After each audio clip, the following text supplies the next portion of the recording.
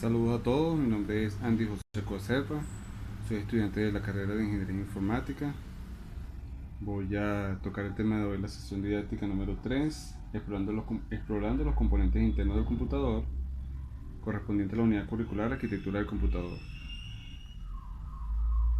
Empecemos con lo que es la fuente de poder o de alimentación. La fuente de poder o de alimentación es el proveedor de la energía necesaria para que el equipo funcione correctamente.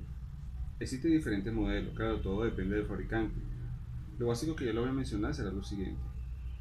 Lo importante para nosotros como usuarios es conocer la potencia total de entrega de la fuente. Este valor se mide en vatios. Para los equipos actuales, la potencia total de entrega debe estar por encima de los 400 vatios. Esta información la podemos encontrar en su placa característica. Todas las fuentes de poder poseen un ventilador, ya que por el consumo eléctrico de este equipo se genera mucho calor en él, es decir, temperaturas elevadas. Por esa razón, el ventilador extrae el calor que se genera dentro de la caja. Y aquí lo podemos observar.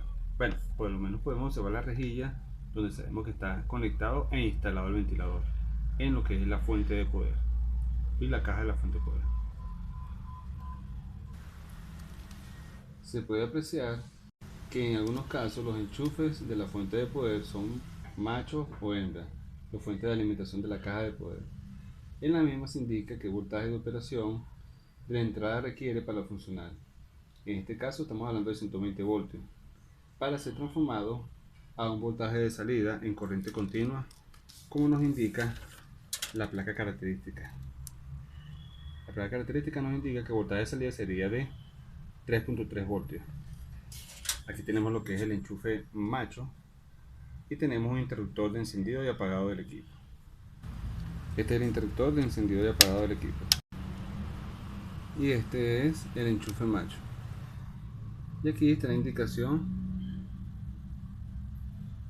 de lo que sería el voltaje de entrada del equipo. Al final de la fuente de poder podemos observar los cables con conectores ATX. Estos son para la alimentación de los componentes de la CPU. Este es el cable macho de conector ATX. Este es otros conectores que se utilizan para alimentar el resto de los componentes del equipo, de la CPU, en la tarjeta madre y los equipos que son parte y componente de la caja. Ahora voy a hablarles sobre lo que es los componentes de la tarjeta madre, empezando por lo que es la parte del procesador. El procesador posee un disipador de calor. Este dispositivo va sobre el procesador, debido a que cumple la función de extraer el calor que se genera en el procesador. Este componente utiliza un elemento activo, que sería el ventilador, y uno pasivo, que sería las plaquetas de aluminio, todos para extraer el calor a través del aire. Este sería el disipador de calor de aluminio. Sobre él iría lo que es el ventilador, pero no lo tenemos en este momento. Aquí tenemos el procesador, la unidad procesadora del equipo. Él está asegurado por medio de esta clavija que se libera para poder extraerlo. Una vez extraído el procesador, lo que nos queda es lo del procesador. En este lugar, como ya vimos, va insertado el procesador y podemos decirle que tenemos procesadores de contacto y de pines.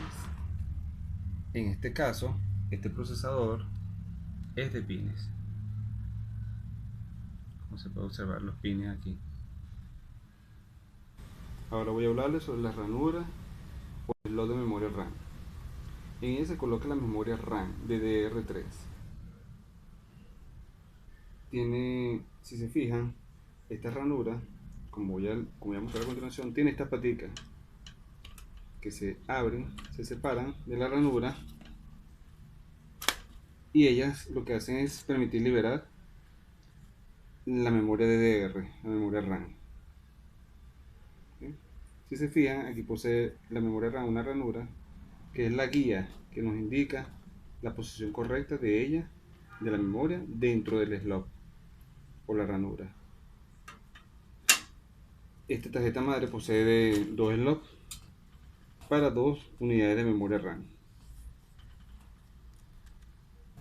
También podemos observar el conector alimentador ATX, el que ya le mencionamos en la fuente de poder o fuente de alimentación.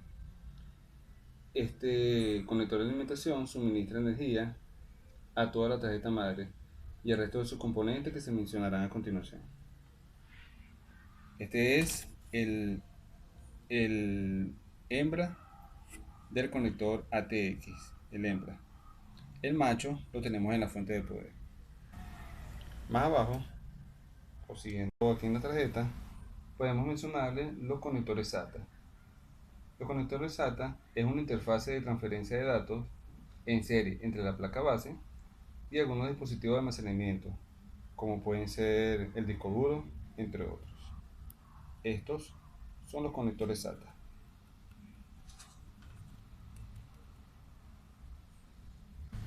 Siguiendo con los elementos que integran a la tarjeta madre, ahora tenemos aquí los slots PCI, que en este caso lo conocemos también, estos azules que están aquí, como los slots PCI Express, aunque están identificados aquí como PCI. Los slots PCI Express nos permiten conectar tarjetas de video. Tarjeta de video como la que voy a mostrar a continuación. Este sería una tarjeta de video, es una tarjeta de red, en realidad es una tarjeta de red, ¿cierto? Tiene los RJ para su conexión y si nos fijamos bien, nos indica que uno es para lo que es telefonía y el otro es lo que es inalámbrico. Si se fijan, también poseen unas muecas. Estas muecas son guías también, que nos permiten colocar de manera correcta la tarjeta dentro de lo que es el slot o la ranura del PCI para que inserte correctamente y no se nos vaya a caer.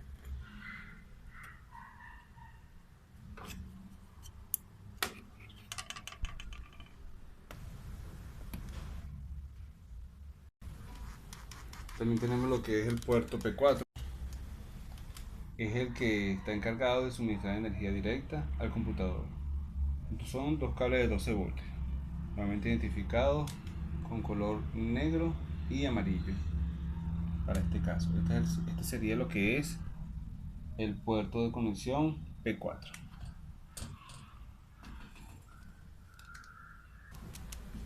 A continuación tenemos lo que es el puente norte y tenemos también el puente norte y el puente sur.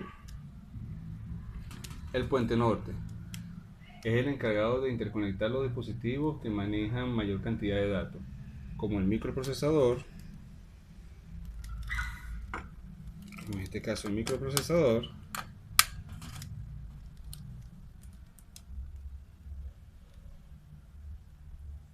la memoria RAM y la tarjeta de video AP. El puente sur, por su parte,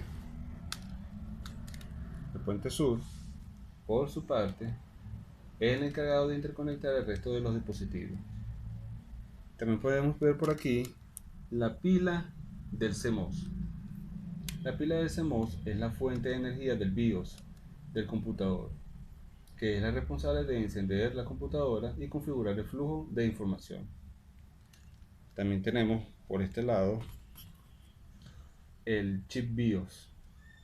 El chip BIOS se encarga de inicializar y verificar los diferentes componentes del sistema.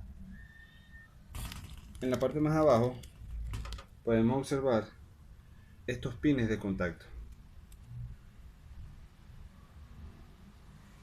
Estos pines de contacto que tenemos aquí.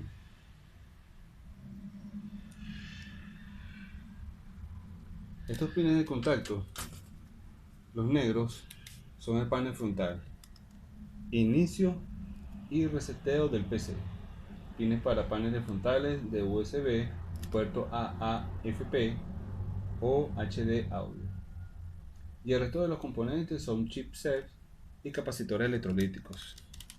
El resto de los componentes son, así como podemos ver, chipset, transistores y capacitores electrolíticos, como estos pequeños que están aquí, como estos grandes que se pueden observar aquí. Aquí también. Ahora voy a mostrarles la parte posterior de la tarjeta madre. Estos son los dispositivos de interconexión. Tenemos el puerto PS2, el morado destinado para el teclado y el de color verde para el mouse. También tenemos aquí el puerto COM.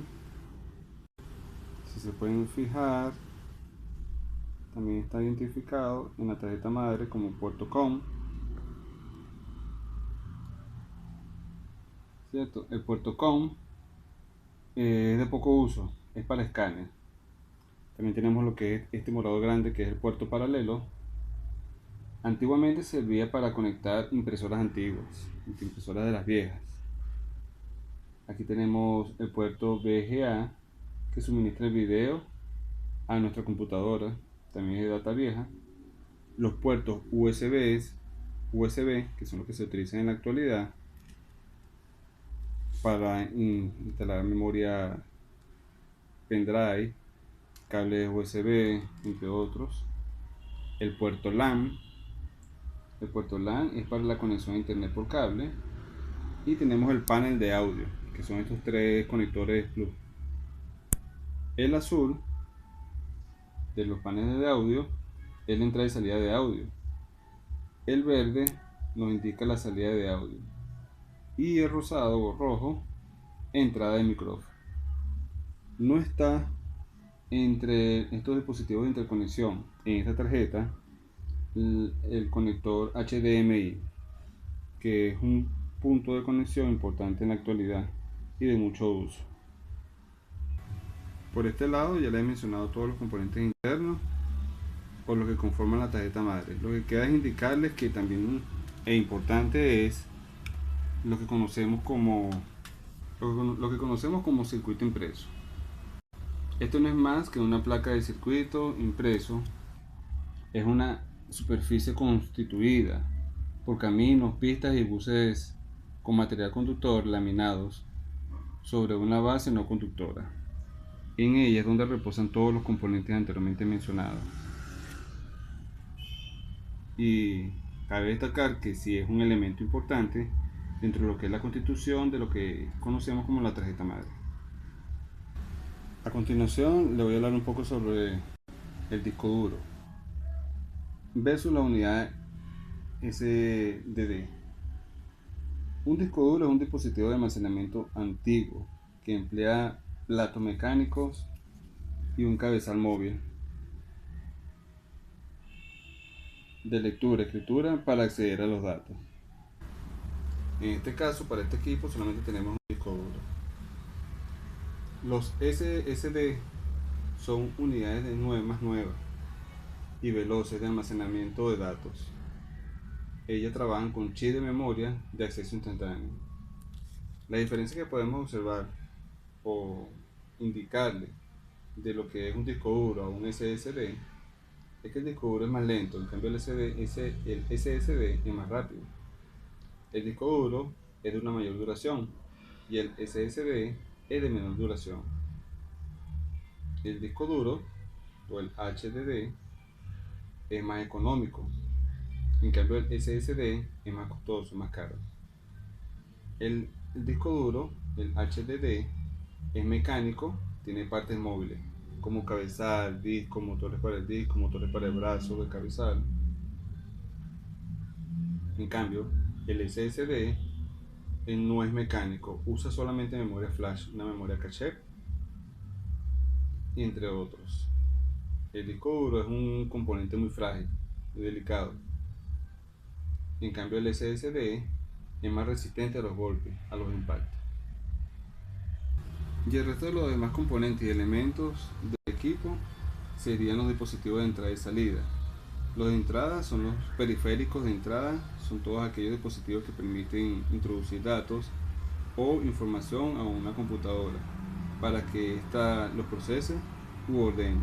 Si estaríamos hablando del teclado, el mouse, la cámara web, el micrófono, entre otros. Y los dispositivos de salida, que conocemos como dispositivos de salida, aquellos aparatos que permiten la extracción o recuperación de la información proveniente de una computadora o sistema informático. Por ejemplo, el monitor, los parlantes o la impresora.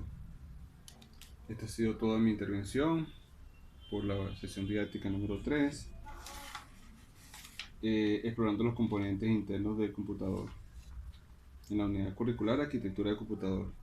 Mi nombre es Andy Chacoa. Espero que la información les sea de utilidad. Hasta luego.